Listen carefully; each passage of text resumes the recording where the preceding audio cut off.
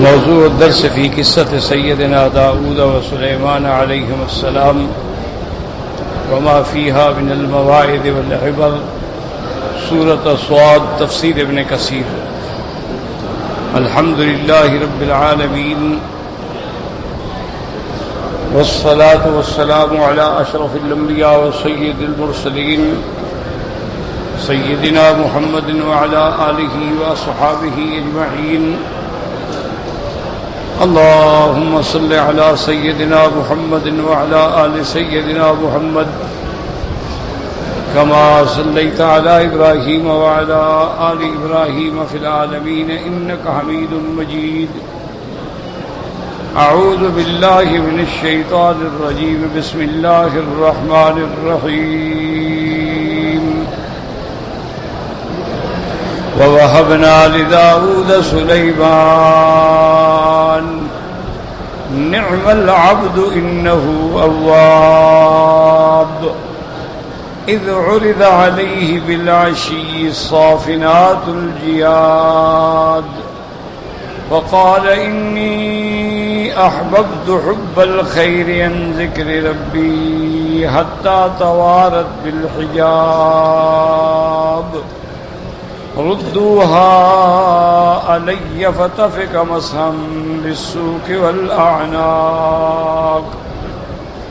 قال المؤلف المفسر رحمه الله تعالى أداب النفع بعلومه وعلومكم في الدارين آمين، إلى أن قال يقول تعالى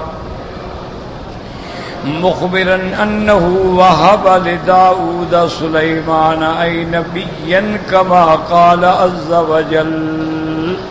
اللہ تبارک و تعالی خبر دیتے ہیں کہ اللہ نے حضرت داؤد علیہ السلام کو حضرت سلیمان بیٹا عطا فرمایا، اور بیٹا بھی شان والا جو بادشاہ بھی نبی بھی. کما قال عز وجل ووارث سلیمان داؤد، اور ہم نے وارث بنایا حضرت سلیمان علیہ السلام کو داؤد علیہ السلام کا. ای فی النبوت، وارث جو تھے نبوت میں.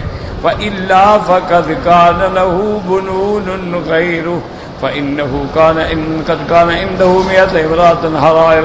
ابتنا حضرت داؤد علیہ السلام کی اور بھی اولاد بہت تھی، تو وراثت سے مراد وراثت مال نہیں بلکہ وراثت علم اور نبوت ہے، ورنہ ان کے پاس تو 100 بیوی تھی جو حرائر تھی، جو حرہ تھی، آزاد تھی. وقوله تبارك وتعالى نعم العبد إنه أواب. ثناء على سليمان بأنه كثير الطاعة والعبادة والإنابة إلى الله عز وجل. یہ تعریف جو ہے حضرت سلیمان علیہ السلام کی ہے کہ حضرت سلیمان علیہ السلام بہت بڑے طاعت گزار، عبادت گزار، ہر طرف ہر مسئلے میں اللہ کی طرف رجوع کرنے والے. قال ابن ابي حاتم حدثنا ابي قال حدثنا عمرو بن خالد قال حدثنا الوليد بن جابر قال حدثنا مكحول قال ما وهب الله تعالى لسليمان قال له يا بني ما احسن قال سكينة الله والإيمان قال فما أقبح قال كفر بعد إيمان قال فما أحلى قال روح الله بين عباده قال فما أبرد قال عفو الله عن الناس وعفو الناس بعضهم عن بعض قال داود علیہ السلام أنت نبي. اس روایت میں حضرت ابن ابی حاتم فرماتی ہیں کہ جب اللہ نے حضرت داؤد کو سلیمان جیسا بیٹا عطا فرمایا تو حضرت داؤد نے ایک دن اپنے بیٹے سے پوچھا کہ یا بنی ما احسن، احسن چیزیں کیا ہوتی ہیں؟ آپ نے فرمایا احسن یہ ہے. حضرت سلیمان علیہ السلام نے جواب عطا فرمایا کہ احسن یہ ہے سکینت اللہ والایمان، اللہ کی طرف سے رحمت ہو اور ایمان کی دولت ہو، یہ سب سے بہتر ہے. فما اقبح، اب حضرت داؤد نے پوچھا کہ بیٹا سب سے خراب چیز کیا ہے؟ آپ نے فرمایا کفر بعد ایمان، کہ ایمان لانے کے بعد بھی بندہ کفر کرے، ایمان لانے کے بعد بھی بندہ شرک کرے، ایمان لانے کے بعد بھی بندہ اللہ کو چھوڑ کے غیروں کو حاجت روا مشکل کشا سمجھ۔ قال فما احلا، تو سب سے میٹھی چیز کیا ہے؟ فرمایا روح اللہ بین عبادہ، اللہ کی مہربانی بندوں کے درمیان، یہ سب سے میٹھی چیز ہے۔ حضرت ابا نے پوچھا فما ابرد، سب سے ٹھنڈی چیز کیا ہے؟ قال عفو اللہ عن الناس وعفو الناس بعضهم من بعض، آپ نے فرمایا کہ ٹھنڈ یہ ہے کہ اللہ بندوں کو معاف کر دے اور بندے بھی ایک دوسرے کو معاف کر دیں، اگر غلطی ہو تو بخش دیں۔ قال داؤد علیہ السلام نبی، حضرت داؤد نے جب یہ باتیں سنی تو فرمایا بیٹا تم تو اللہ کے نبی ہو۔ وقوله تبارک وتعالی اذ عرض علیہ بالعشی الصافنات الجیاد،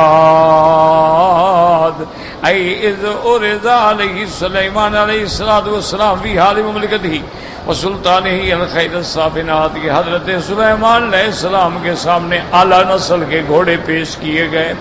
اس لیے مفسرین فرماتے ہیں کہ قرآن کی ہر چیز میں ہدایت ہے کہ بادشاہ کو بھی لازم ہوتا ہے کہ اپنے معاملات کا، فوج کا، اموال کا، ہر چیز کی خود نگرانی کریں، خود دیکھیں۔ یہ نوکروں پہ چھوڑیں گے تو پھر تباہی تو آئے گی نہیں، اس لیے حضرت سلیمان خود دیکھتے تھے۔ قال مجاہد وہی التی تقف علی ثلاث وطرف حافر رابعۃ والجیاد والصراع، حضرت مجاہد رحمۃ اللہ علیہ فرماتے تھے کہ صافنات اس کو کہتے ہیں جو 3 پاؤں زمین پہ پورے رکھے اور چوتھا تھوڑا سا رکھ کے کھڑا ہو، اس کو کہتے ہیں الصافنات۔ اور الجیاد کا معنی ہوتا ہے صراع، بڑے تیز دوڑنے والے جو گھوڑے ہیں ان کو کہا جاتا ہے الجیاد۔ اصل بات یاد رکھیں کہ بعض علماء فرماتے ہیں کہ عرب لوگ جو تھے گھوڑوں کو سدھاتے تھے، کیا معنی کہ گھوڑوں کو ایک بند کمرے میں کھڑے کر کے اس کے اوپر کپڑا ڈالتے تھے گرم، تاکہ اس کو پسینہ آئے اور پسینے کے ساتھ چربی جو ہے پگھل جائے تو خالص سلم گھوڑا پیدا ہو، تاکہ وہ بالکل چھریرا ہو، ہلکے بدن کا ہو اور اس میں کوئی چربی نہ ہو۔ پھر اس قسم کے گھوڑے جو ہیں وہ بہت تیز دوڑتے ہیں، کیونکہ گھوڑا اگر بھاری ہو گیا، موٹا ہو گیا، چربی ہو گئی، وہ تو ہانپنا شروع کر دے گا نا تھوڑا سا دوڑنے کے بعد۔ تو اس لیے وہ لوگ جو تھے جیاد کے یعنی جو سب سے اعلیٰ دوڑنے والے گھوڑے تھے ان کو اپنے یعنی ان کے باڑے میں بند کر کے اور بالکل ہوا کا گزر نہ ہو، اور اس کے اوپر بڑا لمبا گرم کپڑا ڈال دیتے تھے، وہیں اس کو پانی دیتے، وہیں اس کو غذا دیتے، تاکہ وہ گرمی سے پسینہ جب آتا ہے نا تو اس کی وہ چربی جو ہے وہ پگھل جاتی ہے۔ اب اس کے بعد وقت قال غیر واحد من السلف وقال ابن جریر حدثنا محمد المشار قال حدثنا محمد قال حدثنا سفیان نبی سعید مسروق ابراہیم التیمی فی قوله عز وجل اذ ورد علی بالعشی الصافنات الجیاد قال كانت 20 فرسا ذات اجنحۃ، اللہ نے حضرت سلیمان علیہ السلام کو 20 گھوڑے ایسے بھی تھے جن کے پر تھے، یعنی جیسے وہ زمین پہ چلتے تھے ایسے وہ اڑتے بھی تھے، یعنی فضاؤں میں پروں کے ساتھ۔ تو یہ وما ذلک علی اللہ بعزیز، اللہ کے آگے کیا مشکل، کیونکہ حضرت سلیمان علیہ السلام کے تابع جو ہیں صرف انسان نہیں، جنات بھی تابع تھے۔ آپ کے جتنے جانور ہیں، جتنے حشرات الارض ہیں، آپ سب کی بولیاں بھی جانتے تھے کہ یہ پرندہ کیا کہہ رہا ہے اور یہ پرندہ کیا کہہ رہا ہے۔ تو اللہ نے آپ کو بڑی نعمتوں سے نوازا تھا۔ اور اس کے بعد فرماتی ہیں وقال ابن ابی حاتم حدثنا ابو زرع قال حدثنا ابراہیم بن موسیٰ قال حدثنا ابن ابی زائدہ قال اخبرني اسرائيل عن سعيد بن مسروق عن ابراهيم التيمي قال كانت الخيل والتي شغلت سليمان عليه الصلاة والسلام 20,000 فرس فأقرها وهذا شبه والله أعلم۔ حضرت ابراہیم التیمی فرماتے ہیں کہ حضرت سلیمان جن گھوڑوں کا معائنہ فرما رہے تھے 20,000 گھوڑا تھا، تو دیکھتے دیکھتے ان کی عصر کی نماز جو تھی وہ چلی گئی، اسی لیے پھر آپ نے ان کو ذبح کر دیا۔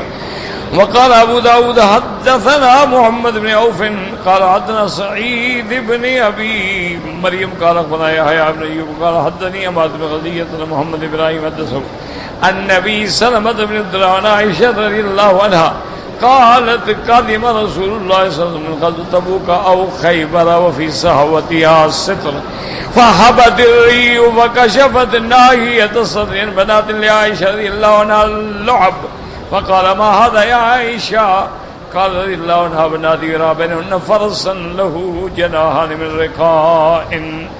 اب اس روایت مبارک میں آتا ہے بی بی عائشہ رضی اللہ تعالیٰ عنہ فرماتی ہیں قالت قدم رسول اللہ صلی اللہ علیہ وسلم حضور صلی اللہ علیہ وسلم غزوہ تبوک سے یا غزوہ خیبر سے جب واپس تشریف لے آئے اور آپ جب اپنے کمرے میں آپ داخل ہوئے آپ نے دیکھا کہ ایک وہ دیوار میں بنا ہوتا ہے نا روشن دان کے جگہ سامان رکھنے کے لیے فیہا ستر اس کے اوپر ایسے پردہ بھی لٹک رہا تھا فہبت الریح ہوا سے وہ پردہ ہٹ گیا فکشفت ناحیۃ الستر اس کونے کے اندر جو جگہ تھی وہ کھل گئی اور وہاں بی بی عائشہ کی گڑیاں تھی کھیلنے کی جن سے بی بی عائشہ کبھی کھیلا کرتی تھی. آپ نے فرمایا ما ھذا یا عائشہ یہ کیا ہے؟ عائشہ نے کہا میری بیٹیاں ہیں بچی کھیلتی ہوں ان سے. قال رضی اللہ عنہ بناتی اور بینہن فرسا لہ جناحان من رقاء اور آپ نے دیکھا کہ ان کے اس کھلونوں میں ایک گھوڑا بھی بنا ہوا ہے کپڑے کا اور اس کے پر بھی بنے ہوئے ہیں. فقال ما هذا الذي يرى حضور نے فرمایا ما یہ کیا ہے درمیان کے اندر؟ قال رضی اللہ عنہ فرس نے کہا یا رسول اللہ یہ گھوڑا ہے اور کیا ہے؟ قال رسول اللہ ما هذا الذي علیہ اس کے اوپر کیا ہے؟ قال رضی اللہ تعالی عنہا جناحان اس کے دو پر ہیں. قال رسول اللہ فرس له جناحان آپ نے فرمایا عائشہ یہ کیسا گھوڑا ہے کہ جس کے پر ہوتے ہیں؟ گھوڑے کے تو پر نہیں ہوتے تم نے کہا تھا گھوڑا بنایا اس کے پر بھی ہیں.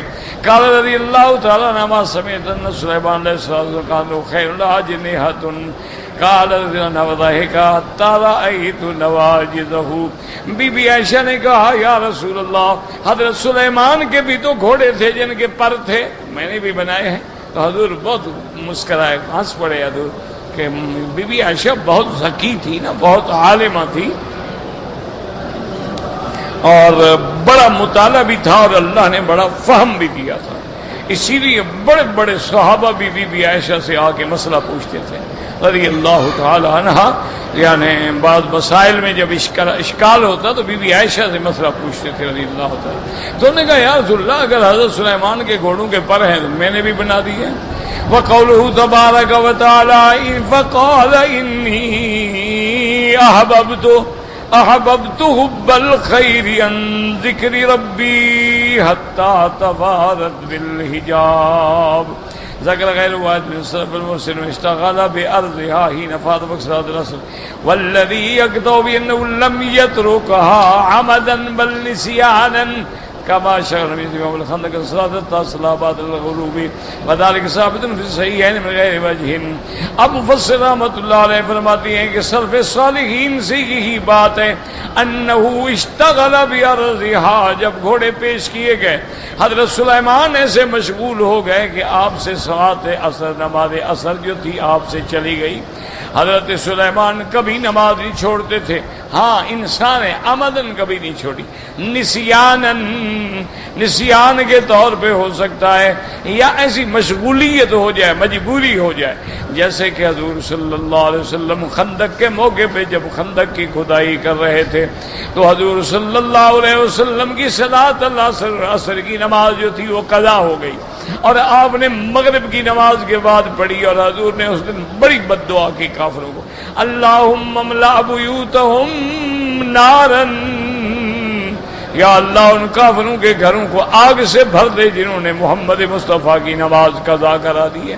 تو نماز ایک ایسی چیز ہے کہ عمدن اس کا چھوڑنا جو ہے امام احمد ابن حنبل رحمۃ اللہ علیہ اور شیخ الاسلام ابن تیمیہ اور شیخ الاسلام ابن القیم رحمۃ اللہ، ابن رجب حنبلی رحمۃ اللہ علیہ اور بہت سارے علماء فرماتے ہیں کہ من ترک الصلاۃ متعمدا فقد کفر، حضور کی حدیث ہے جو بندہ ایک نماز عمدن چھوڑ دے، جان کوئی مجبوری نہیں، کوئی بیماری نہیں، کوئی عذر نہیں، تو وہ کافر ہو جاتا ہے۔ اس لیے یہ تمام ائمہ فرماتے ہیں کہ جو بندہ نماز نہ پڑھتا ہو یا عمدن نماز چھوڑ دے وہ مر جائے تو لا یصلی علیہ، اس کا جنازہ بھی نہ پڑھو، ولا یدفن فی قبور المسلمین، اس کو مسلمانوں کے قبرستان میں بھی دفن نہ کرو، یہ کافر ہے۔ کافر کا کیا جنازہ؟ وہ فرماتے ہیں اس کا نکاح بھی ٹوٹ جاتا ہے۔ یعنی اب اگر مرد نمازی ہے، عورت بے نماز ہے، تب بھی نکاح نہ ہوا۔ یہ تو تین امام جو ہیں، شکر کریں کہ امام ابو حنیفہ اور امام شافعی اور امام مالک رحمت اللہ علیہم فرماتے ہیں کہ وہ بندہ فاسق ہے، فاجر ہے، اس نے ایسا گناہ کیا ہے جو کفر تک لے جانے والا ہے، لیکن کافر نہیں ہوا۔ کہتے ہیں ہو جائے گا لیکن ہوا نہیں۔ لیکن امام احمد بن حنبل وہ کہتے ہیں نہیں، فلاں وقت جس نے ایک نماز بھی چھوڑی ہے کافر ہو۔ اب خود اندازہ کریں کہ ہمارے کتنے مسلمان ہیں جو نماز پڑھتے ہیں۔ آنکھیں بند کر کے اپنے علاقے میں، اپنے محلے پہ ذرا نظر ڈال لیں کہ محلے کے کتنے گھر ہیں، کتنے آبادی ہے اور کتنے نمازی ہیں مسلمان۔ اسی لیے وہ پرانی بات ہے کہ حضرت عطا اللہ شاہ بخاری رحمۃ اللہ علیہ فرماتے تھے کہ ایک دفعہ ہم تقریر کر رہے تھے کہ بھئی علماء کو ووٹ دیں اور ہمیں ووٹ دیں اور ہم بنیں گے تو ہم یہ کر دیں گے، ہم چکلیں بند کر دیں گے، زنا بند کر دیں گے، شراب بند کر دیں گے، قرآن کا قانون بنائیں گے۔ میرے سامنے ایک بوڑھا، بالکل بوڑھا آدمی، سفید داڑھی تھی اس کی، اور وہ سر ہلائے اور ایسے جیسے مذاق سے ایسے دیکھے میری طرح۔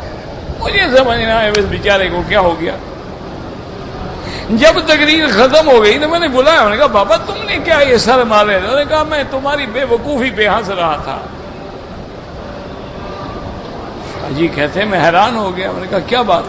انہوں نے کہا اللہ کے بندے، جب تم زنا بند کر دو گے، شراب بند کر دو گے، جوا بند کر دو گے، یہ کھیل تماشے بند کر دو گے، تمہیں ووٹ کون دے گا؟ پاگل ہیں یہ تمہیں ووٹ دیں گے؟ یہی تو ووٹ دینے والے ہیں جو کھاتے پیتے ہیں، وہ تمہیں ووٹ کیوں دیں گے؟ ایسی تقریریں کرو تو سمجھو تم ہار گئے۔ اور دوسرا انہوں نے فرمایا کہ شاہ جی کیوں کب ٹکرے مار رہے ہو؟ ہر محلے میں چلے جاؤ، مسجد کے اندر نمازی بھی گن لو اور محلے کی آبادی بھی گن لو، جتنے لوگ مسجد میں نماز پڑھنے آئے ہیں یہ تمہارے ووٹر ہیں، یہ تمہیں ووٹ دیں گے، جو نہیں آئے ہیں وہ تمہارے مخالف ہیں۔ خود اندازہ کرو کتنا جیتتے ہو۔ بات ٹھیک ہے؟ اب اگر ایک شہر 10,000 کی آبادی ہے اور وہاں 2 مسجدیں ہیں، 500 بندہ بھی نماز پڑھنے نہیں آتا،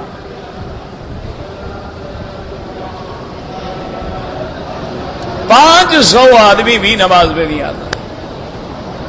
آپ سمجھتے نا، بڑا عمرہ آ گیا، بڑا حاجی آ گیا، وہ بھی 1 ارب 36 کروڑ مسلمان ہے۔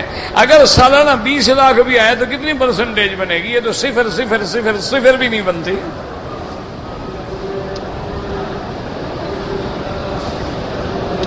دیکھو نا، اللہ نے ہر صاحب استطاعت پہ حج فرض کیا۔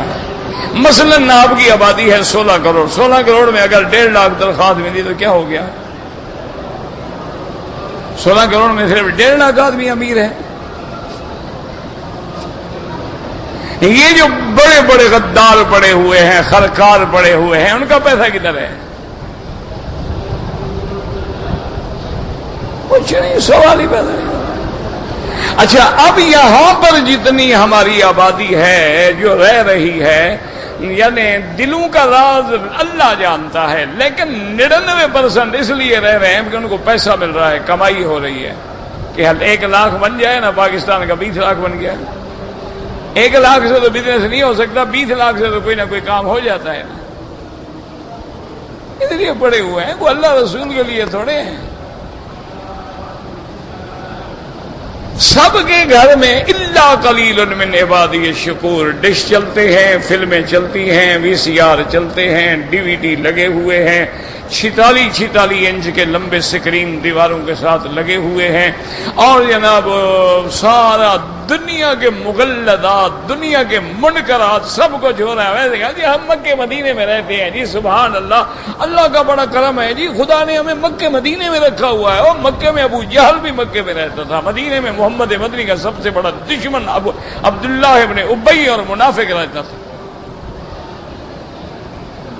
وَمِمَّنْ حَوْلَكُمْ مِنَ الْأَعْرَابِ مُنَافِقُونَ مِنْ أَهْلِ الْمَدِينَةِ مَرَدُوا عَلَى النِّفَاقِ لَا تَعْلَمُهُمْ نَحْنُ نَعْلَمُهُم۔ اللہ نے فرمایا میرا مدنی کتنے لوگ ہیں مدینے میں جو منافق ہیں، ان کو ہم جانتے ہیں، آپ نہیں جانتے۔ تو مکے مدینے میں رہنا کوئی بڑی بات تو نہیں ہے۔ مکے مدینے میں رہنا تب بڑی بات ہے جب تم متبع محمد مصطفیٰ بن جاؤ، کہ تمہارا ہر قدم، تمہاری سیرت، تمہاری صورت، تمہاری شکل، تمہارا قول، تمہارا عمل، تمہارا فعل، تمہارا اٹھنا، تمہارا بیٹھنا تصویر بن جائے محمد الرسول اللہ۔ اب مکے مدینے کی ایک گھڑی تیری ساری زندگی سے بھی زیادہ قیمتی ہے۔ لیکن ایسے بس کہہ دینا مکے میں رہتے، نماز نہیں پڑھا جی ہم مکے میں رہتے، کیا ہو گیا؟ کتنے لوگ ہیں مسلمان تمہارے باہر بستہ لگانے کے لیے جماعت میں نہیں آتے؟ کتنے مسلمان ہیں تمہارے جب اذان ہوتی ہے سگریٹ لے کے لیٹرین بیٹھ کے اندر سے بند کر لیتے ہیں، جب تک نماز ہوتی رہے گی وہ بدبخت لیٹرین میں بیٹھا رہے گا۔ کتنے مسلمان ہیں جو دکانوں پہ کام کرتے ہیں، جب اذان ہوتی ہے شٹر کھینچ کے آپ اندر بیٹھے رہتے ہیں۔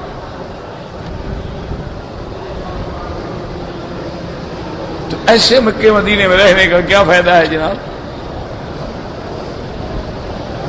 جن کے دل میں مکہ مدینے کا مقام تھا، ابن عباس طائف میں فوت ہو گیا، حبر المفسرین، تمام صحابہ سے علم تفسیر میں سب سے بڑا عالم، ابن طائف میں فوت ہو گئے، مکے میں نہیں رہے، آتے عمرہ کیا، زیارت کی، طواف کیا، واپس۔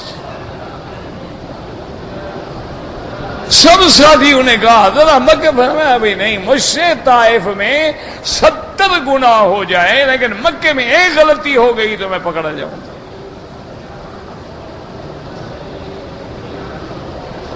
حضرت عبداللہ ابن عمر رضی اللہ عنہما جب عمرے پہ تشریف لاتے، جہاں اب مسجد عائشہ ہے جس کو تنعیم کہتے ہیں، وہاں حد حرم ہے، تو ایک خیمہ لگاتے حرم کے باہر، ایک خیمہ لگاتے حد حرم کے اندر۔ جب عبادت کرنی ہو، قرآن پڑھنا ہو، نفل پڑھنا ہو تو حد حرم میں آ جاتے، اور جب بیوی بچوں کے ساتھ کھانا کھانا ہے، بیٹھے ہوئے حد حرم سے باہر نکل جاتے کہ حرم میں مجھ سے کوئی غلطی نہ ہو جائے۔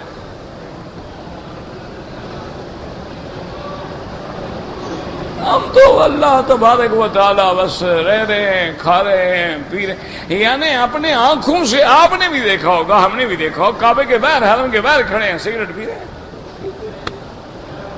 روضہ رسول اللہ اب تو بڑا انہوں نے حرم بڑھا دیا، فرش لگ گیا نا کہ وہ قریب آ نہیں سکتا، ورنہ عین روضے کے نیچے کھڑے ہو کے سگریٹ پیتے تھے۔ اچھا، پورے مکے مدینے میں نظر ڈالیں گھروں کے اوپر، ایک ایک گھر پہ 4 5 ڈش کے وہ لگے ہوئے ہیں جناب، بڑے بڑے انٹینے۔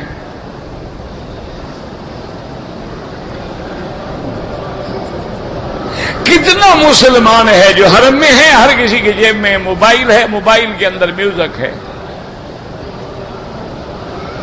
یہ مسلمان کا کام ہے کہ نماز پڑھ رہا اور میوزک بج رہا ہو؟ میراثی ہے، مسلمان ہے۔ یہ مسلمان کا کام ہے کہ سیدھے میں سبحان ربی الاعلیٰ سبحان، اور ادھر گانا لگا ہوا ہے جناب۔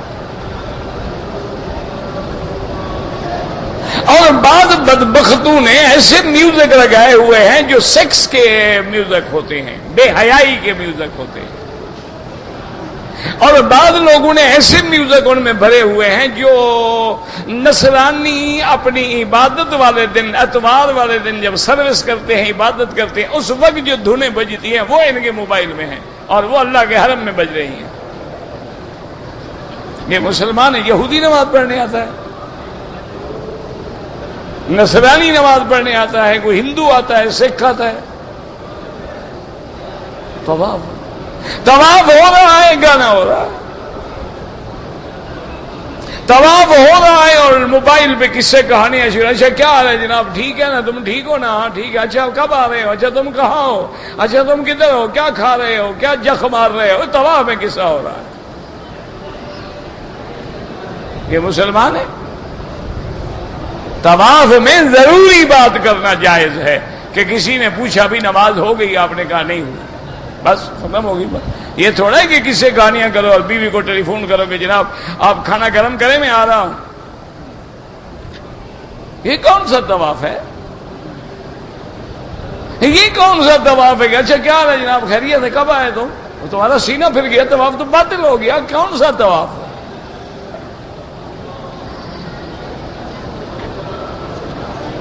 اچھا پیچھے اچھا تم پیچھے، تمہارے کتنے چکر ہیں؟ انہوں نے کہا میرے 3 ہیں. اچھا بس میرا ایک باقی ہے، میں ابھی آتا ہوں. وہ تو اس کا طواف بھی برباد، تیرا بھی برباد.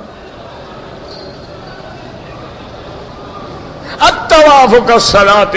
حضرت ابن عباس فرماتے ہیں طواف ایسے ہے جیسے نماز ہے، جیسے نماز میں ادھر ادھر مت دیکھو، طواف بھی نہ دیکھو. جیسے نماز میں سینہ نہ پھرے، طواف میں بھی سینہ نہ پھرے. جیسے نماز میں پشت نہ ہو کعبے کو، طواف میں بھی پشت اور سینہ نہ ہو کعبے کو. نظر نیچے ہو اور دل میں تصور ہو کہ آج مجھے اللہ نے وہاں چلایا ہے جہاں حضرت محمد مصطفیٰ چلتے تھے.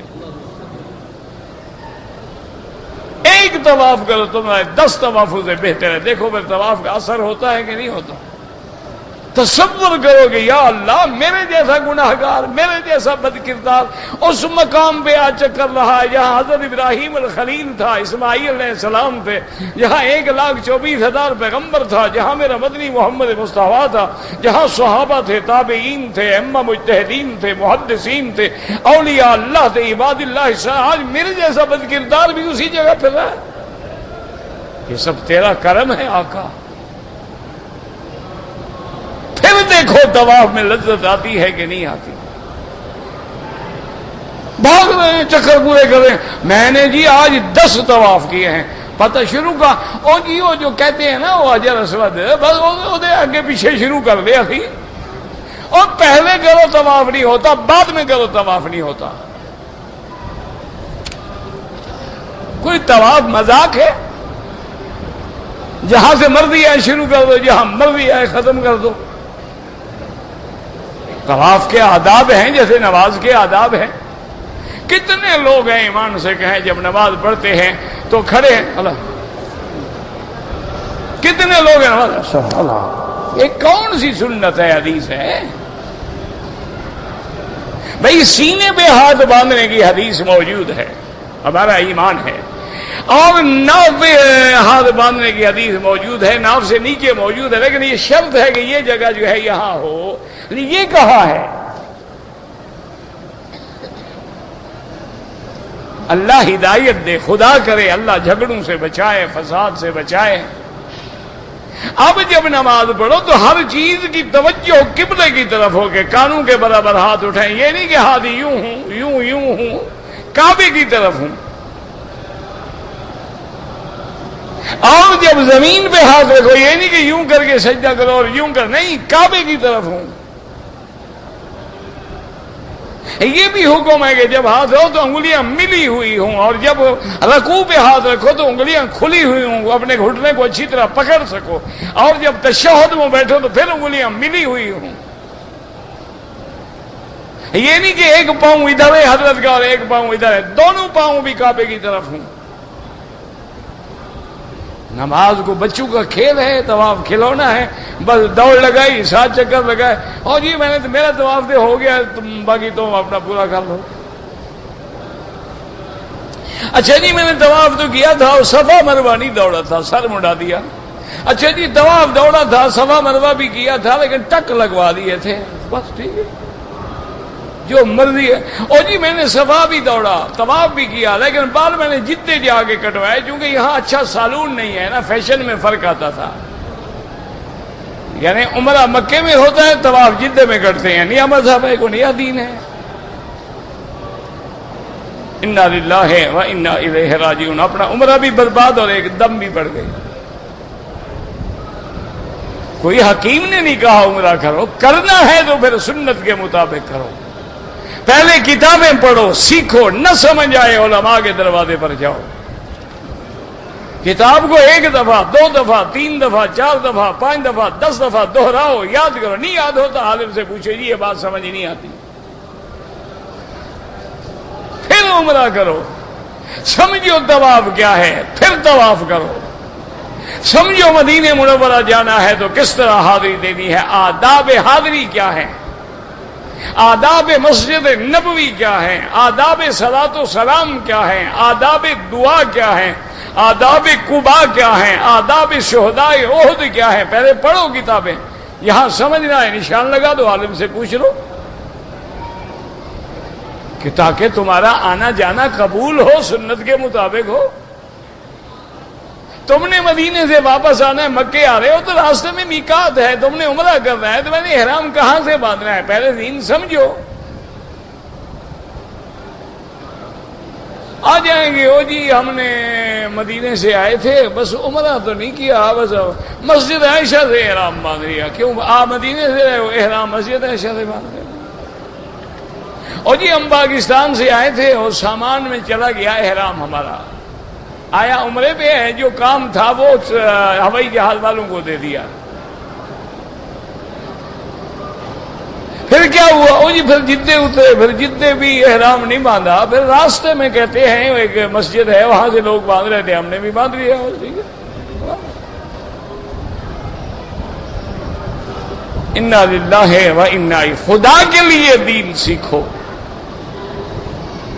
خدا کے لیے دین سمجھو. نماز کیا ہے، رمضان کیا ہے، روزہ کیا ہے، تراویح کیا ہے، تہجد کیا ہے، وتر کیا ہے، کیسے پڑھنا ہے، کیسے ادا، ہر چیز سیکھو.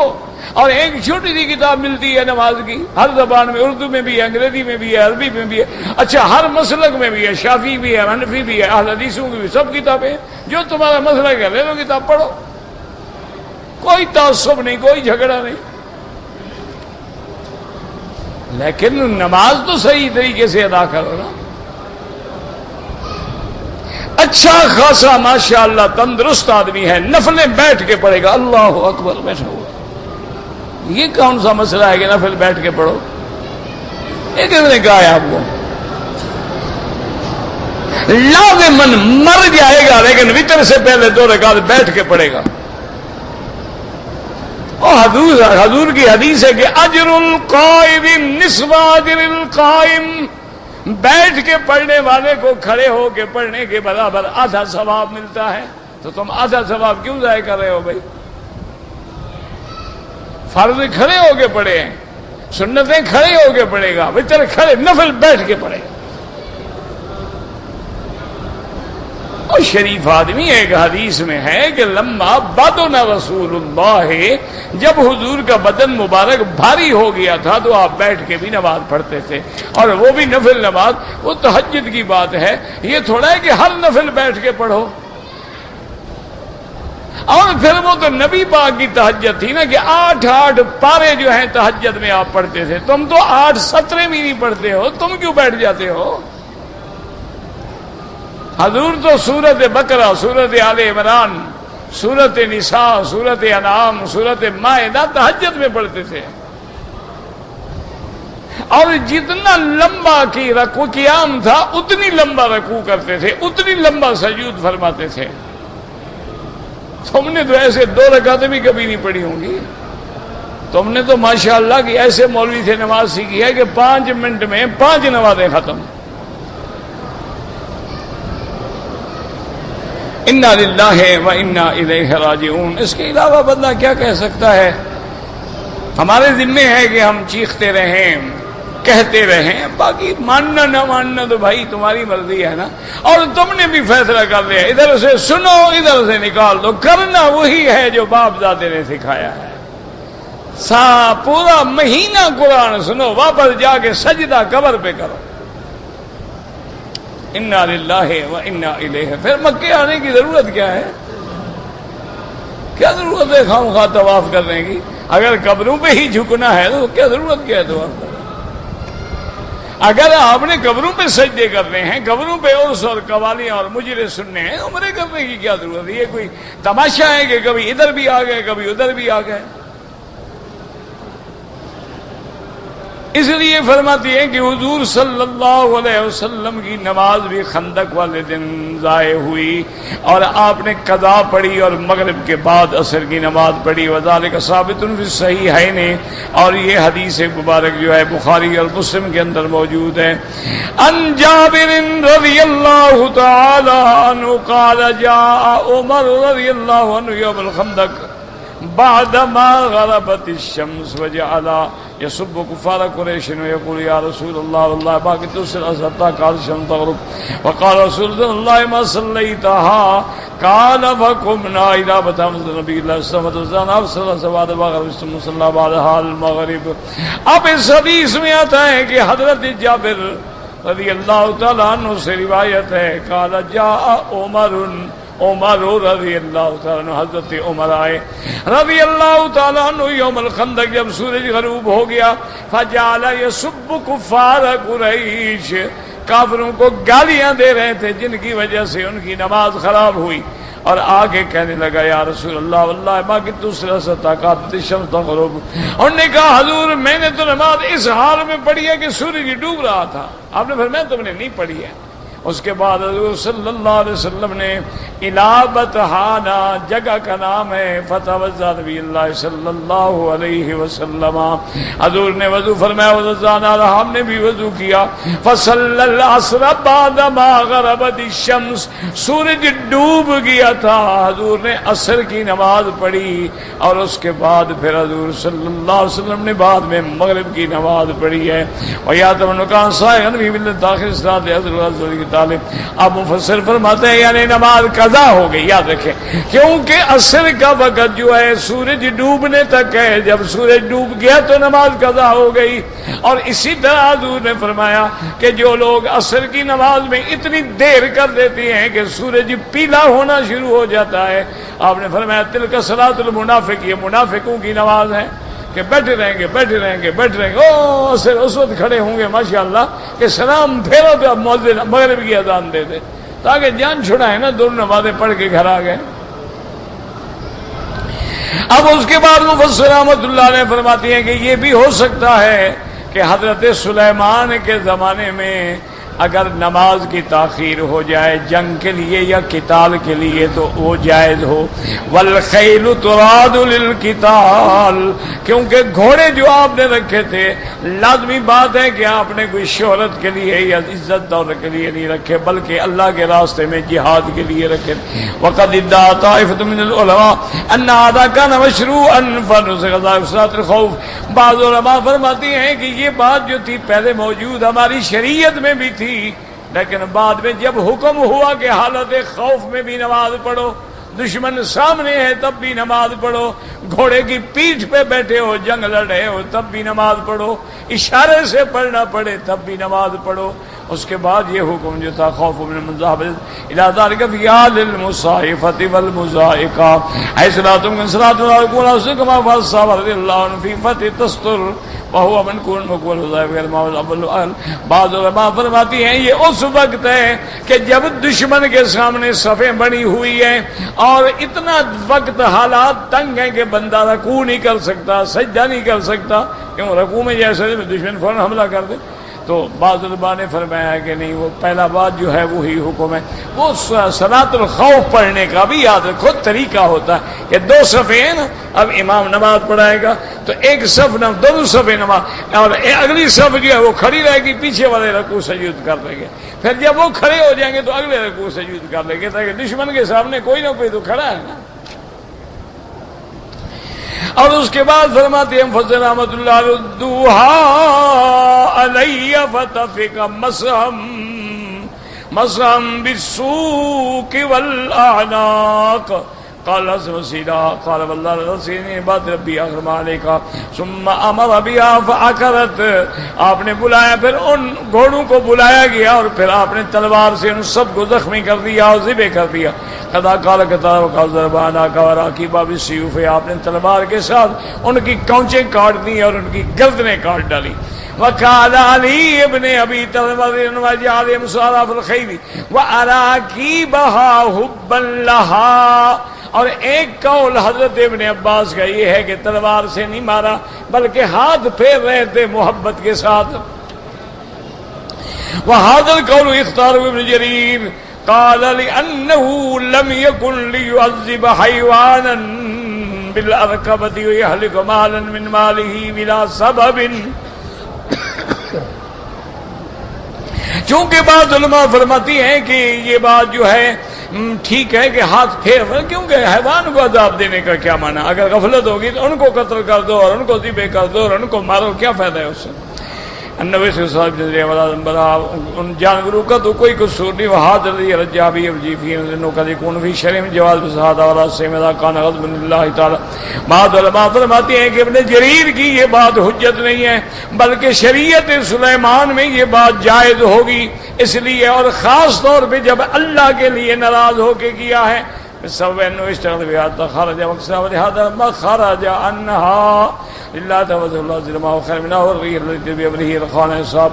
اب جب انہوں نے اللہ کے راستے میں گھوڑوں کو ذبح کر دیا، اللہ نے بدلہ دیا سلیمان کو، اللہ نے ہوا مسخر کر دی کہ اب تمہیں گھوڑوں کی ضرورت بھی نہیں ہے، تخت پہ بیٹھو اور اڑائے گا تخت تمہیں. اللہ تبارک و تعالی نے آپ کو انعام عطا فرمایا، آپ کے تابع ہوا فرما دی تاکہ آپ کا غدو شہر و رواح شہر، کہ صبح کو آپ تخت پہ بیٹھتے تو ایک مہینے کا سفر فرما لیتے. فہذا اسرع وخیر من الخیل، اللہ نے گھوڑوں سے زیادہ تیز چلنے والی چیز عطا فرما دی. قال امام احمد حدثنا اسماعیل قال حدثنا سعد بن عبید بن حلانوی کتاب الدہما قال اکثران السفر یکسنان السفر ناول البیت قال اتینا على رجل من اہل البادیة فقال لنا البدوی اخذ بيدي يسلم وجعل يعلمني ما لم الله ذكر ان اراد شيء اتقى الله تعالى الا اتاك الله خير منه. فرماتے ہیں کہ ہم جنگل میں آئے، ایک بدو ملا تو اس نے ہمیں سنایا کہ حضور پاک نے میرا ہاتھ پکڑ کے مجھے دین سمجھایا. يعلمني رسول الله صلی اللہ علیہ وسلم مما علمه الله عز وجل، اللہ نے جو اپنے نبی کو سکھلایا حضور نے ہمیں سکھلایا. اور آپ نے فرمایا انک لا تدع شیئا اتقاء للہ، تم اگر اللہ کے ڈر سے کوئی چیز چھوڑ دو گے اللہ تمہیں اس سے بہتر چیز عطا فرما دیں گے. اگر تم نے حرام چھوڑا اللہ حلال عطا فرما دیں گے. جیسے حضرت سلیمان نے گھوڑے چھوڑے تو اللہ نے ہوا مسخر کر کے تابع فرما دی. اگر تم نے کسی عورت پہ نظر بد نہیں ڈالی ہے، نظر ہٹا لی، اللہ اس سے زیادہ بہتر نعمت عطا فرما دے. تو کوئی چیز جو آپ اللہ کے لیے چھوڑتے ہیں اللہ اس کا بدلہ عطا فرماتے ہیں. واللہ اعلم.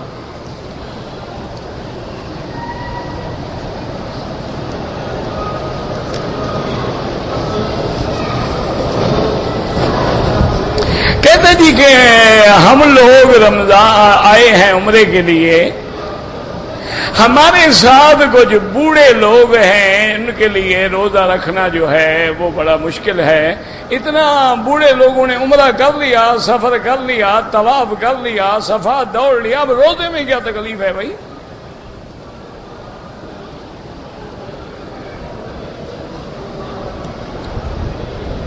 اور یاد رکھیں کہ مکہ مدینہ میں تو روزے کی مطلق تکلیف ہے ہی نہیں. اس کی وجہ یہ ہے کہ یہاں رواج یہ ہے کہ ساری رات آپ جاگیں گے، تراویح پڑھ رہے ہیں، نفل پڑھ رہے ہیں، دکان کھلے ہیں، بازار کھلے ہیں، دوست آ رہے ہیں، جا رہے ہیں. صبح کی نماز پڑھ کے ایئر کنڈیشن چلا کے آپ سوئیں گے، آپ اٹھیں گے 12 بجے، وضو کیا، نماز پڑھی، پھر سو گئے، اٹھیں گے عصر ہو جائے گی. تکلیف کون سی ہے روزے کی بھائی؟ کون سا یہاں مسئلہ ہے کہ بوڑھا روزہ نہیں رکھ سکتا ہے؟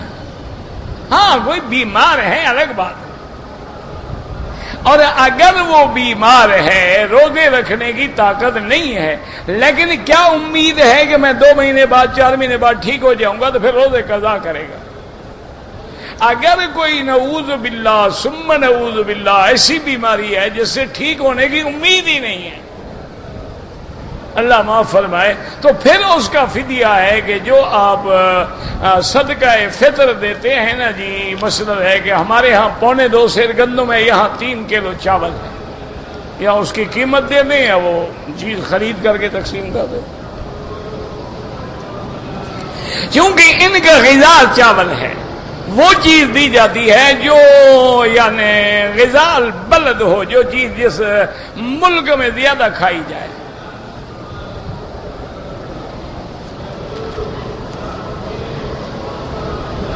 کہتے تھے کہ حضرت فاطمہ کو حدیث معلوم تھی اور انہوں نے وراثت معلوم ہوتی تو کیوں مانگتی؟ وہ تو ابو بکر کے حدیث پڑھنے سے معلوم ہوئی. یہ آپ کو کس نے کہا ہے کہ معلوم تھی اور پھر مانگا تھا؟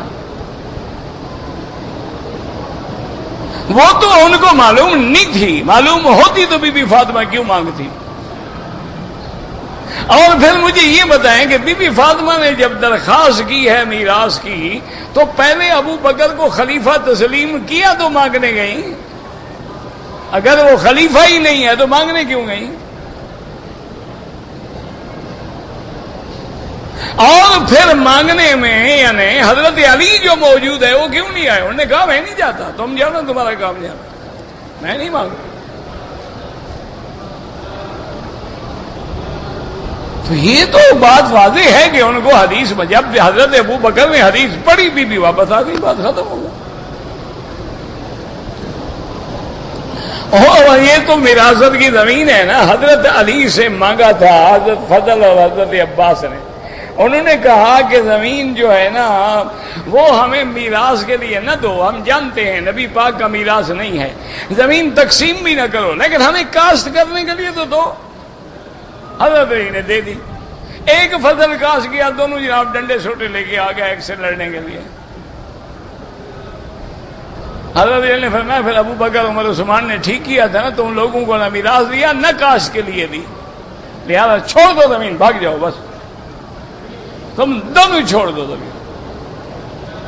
جو آتا ہے ہم ازواج مطہرات کو خرچہ دے دیتے ہیں، باقی بیت المال میں داخل کر دیتے ہیں.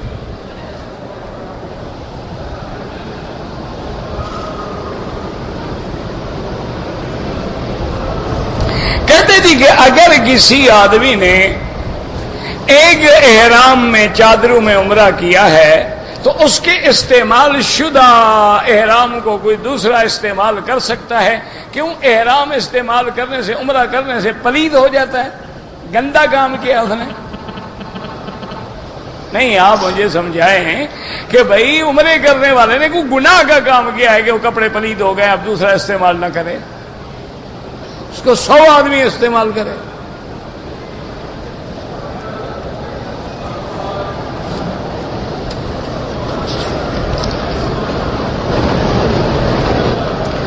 اگر ہم دوبارہ عمرہ کرنا چاہیں تو لازماً حد حرم سے باہر جانا ہوگا. مسجد عائشہ جائیں، جیرانہ جائیں، مسجد عرفات جائیں، جہاں مرضی ہے، لیکن حد حرم سے باہر جائیں، احرام باندھ کے آئیں پھر عمرہ کریں.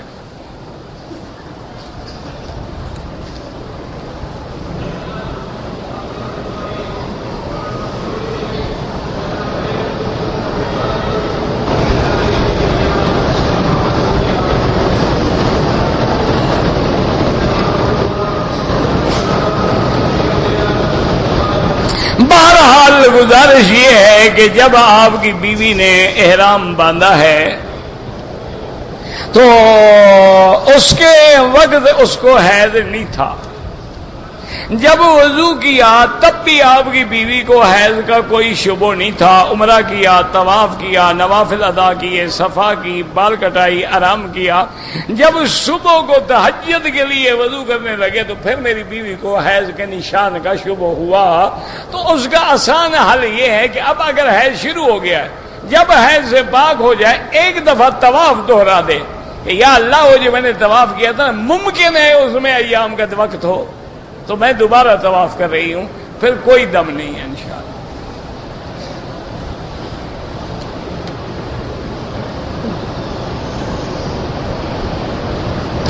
میں 15 شعبان کو آیا تھا عمرے کے لیے.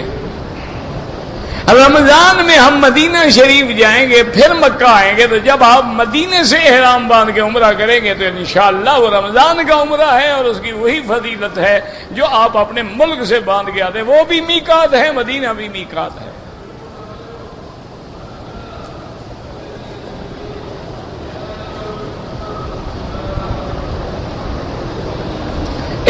دم کولا بعد میں گنجا کیا، مجھے معلوم نہیں تھا، تو کیا نہیں کیا گنجا، تو گنجا بھی کرو، ایک بکری بھی دو، پھر انشاءاللہ کبھی نہیں بھولے گا، یاد رہے گا ہمیشہ مسئلہ۔ جب 300 ریال کا بکرا خریدو گے نا اور 20 سے ضرب دو گے 6000 روپے بنے گے، مجال ہے تمہیں اگلے سال مسئلہ پوچھے۔ تم تو طواف کے بعد پہلے نہیں ڈھونڈتے رہو گے کہ کہاں ہے، جلدی جلدی میں نے سر مڈانا ہے یار۔ ایسے تو نہیں رکھا شریعت نے دم، اسی لیے رکھا ہے تاکہ دم دے تو دم نکلے۔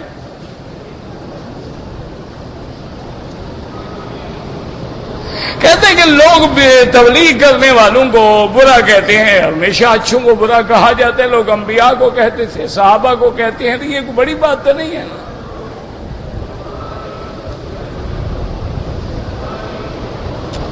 پتہ نہیں آپ نے سورۃ توبہ کیا سمجھا ہے۔ حلق جو ہے مونچھ کا اس طرح نہ پھروائیں، تھوڑی تھوڑی باقی رہے۔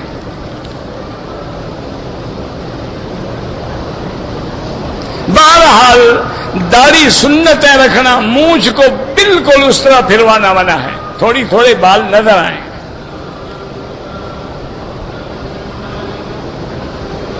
کہتے ہیں جی کہ ان ہمارے ہندوستان اور پاکستان میں جو دیوبندی اور بریلویوں کا جھگڑا ہے وہ کیسے ختم ہو، کوشش کرو، کر کے دیکھو کوشش، شاید اللہ مہربانی کر دے۔ کہتے ہیں کہ اہل حدیث فرماتے ہیں وہ حق پہ ہیں، خدا کرے اللہ سب کو حق پہ رکھے، ہم تو ان کو حق پہ سمجھتے ہیں، اور چاروں ائمہ جو ہیں وہ بھی سنت پہ چلنے والے ہیں، وہ بھی حق پر ہیں، ہم تو الحمدللہ کبھی ان کو برا نہیں کہتے۔ ایسا لمبا جبہ پہنے جو ٹخنوں کو چھپا دے وہ ناجائز ہے۔ نماز بالکل مکروہ ہوتی ہے، اور سخت تنبیہ ہے کہ ٹخنے چھپے ہوئے ہوں تو حضور نے فرمایا وہ جہنم میں ڈالے جائیں گے۔ نماز کی حالت میں سجدے کی جگہ پر نظر رکھیں۔ نماز جب قضا کریں تو طریقہ کیا ہوگا، جیسے ادا پڑھتے تھے، بس نیت ہوگی کہ یہ قضا ہے، بس وہی نماز ہے جیسے پڑھتے ہو۔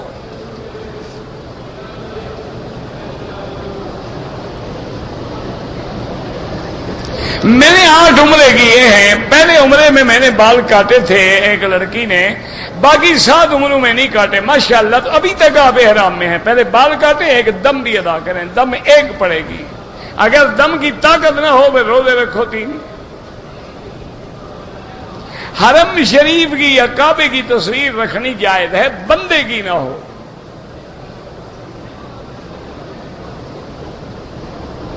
ایک آدمی حالت احرام میں ملتزم سے چمٹ گیا، کوئی بات نہیں، منع ہے کہ عطر نہ لگے، لگے تو دھو ڈالو۔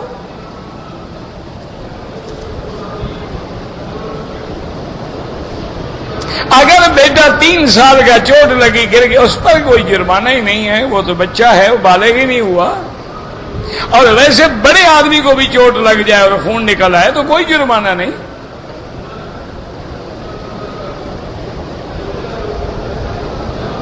میں عمرے کے لیے آیا، طواف کے بعد جب صفا مروہ دوڑا تو پیٹ میرا خراب تھا، میں نے کئی بار وضو کیا لیکن ٹوٹ جاتا تھا، اسی میں صفا کر لیا، ہو گیا آپ کا۔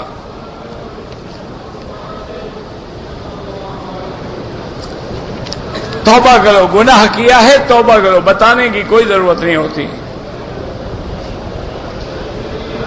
اگر کسی نے عمرے کی حالت میں ایک بال توڑ ڈالا ہے، 1-2 ریال خیرات کر دے اور کوئی مسئلہ نہیں ہے۔ اللہم صلی علی محمد وعلی آل محمد وبارک وسلم۔ ربنا ظلمنا انفسنا ان لم تغفر لنا وترحمنا لنكونن من الخاسرین۔ اللہم اجعل لنا وللمسلمین من كل هم فرجا ومن كل ضيق مخرجا ومن كل بلاء عافيا۔ اللهم فرج هم المهمومين، نفس كرب المكروبين، واقض الدين عن المدينين، واشفنا واشف مرضانا ومرضى المسلمين، واشفنا واشف مرضانا ومرضى المسلمين، واشفنا واشف مرضانا ومرضى المسلمين۔ اللهم انصر الإسلام والمسلمين، اللهم احفظ سائر بلاد المسلمين وهذا البلد الأمين، فاجعل آمنا مطمئنا سخاء رخاء إلى يوم الدين۔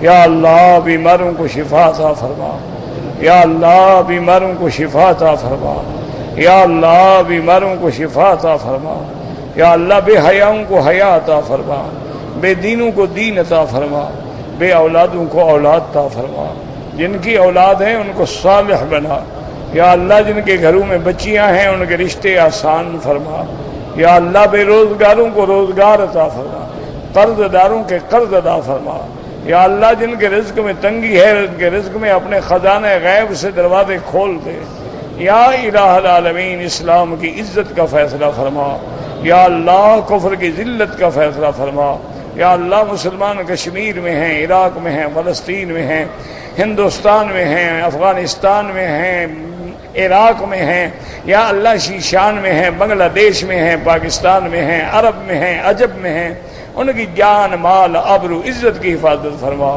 یا اللہ مسلمانوں کو فساد سے محفوظ فرما، یا اللہ مسلمانوں کو فتنوں سے محفوظ فرما، یا اللہ مسلمانوں کو ناگہانی قتل سے محفوظ فرما، یا اللہ حوادثات اور منکرات سے محفوظ فرما، یا اللہ ہمیں مانگنا نہیں آتا بغیر مانگے عطا فرما، یا اللہ جو لوگ تیرے دین کا کام کر رہے ہیں، مسجدیں ہیں، مدرسے ہیں، تحفیظ ہے، تبلیغ ہے، دعوت، جو بھی دین کا کام کرے اس کی قدم قدم پہ حفاظت فرما، قدم قدم پہ نصرت فرما، ربنا تقبل منا انك انت السميع العليم وتب علينا انك انت التواب الرحيم سبحان ربك رب العزة عما يصفون وسلام على المرسلين والحمد لله رب العالمين صلى الله تعالى على خير خلقه سيدنا محمد وعلى آله وصحبه أجمعين.